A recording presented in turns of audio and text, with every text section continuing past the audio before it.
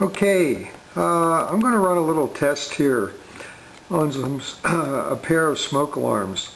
The lighter color one, the white one, is a newer, actually a new first alert. It's a model SA320, and it's a state-of-the-art in the sense of it's a dual sensor.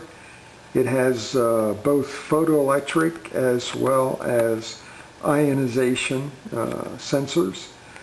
The other alarm is quite old. It's also a first alert.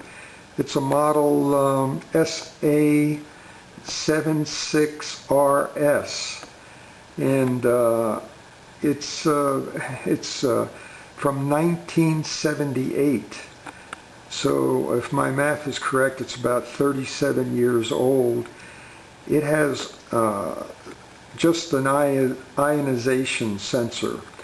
So I'm going to start a little fire in a pot below these, and we'll see what happens. Hold on.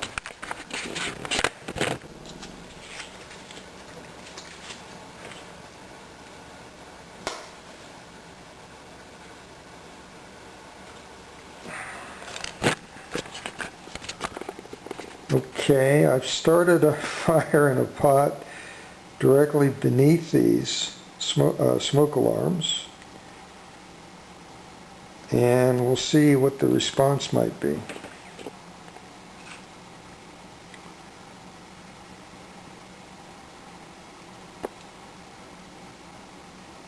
Nothing yet.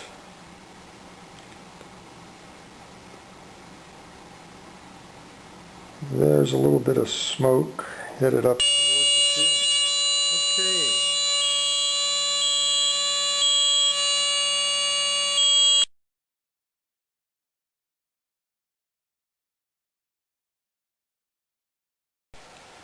So that was it. That's the end of the test, and both the alarms have quieted now. I don't know, I guess I was kind of surprised that the old alarm is quite sensitive, and it actually sounded a little before the new alarm.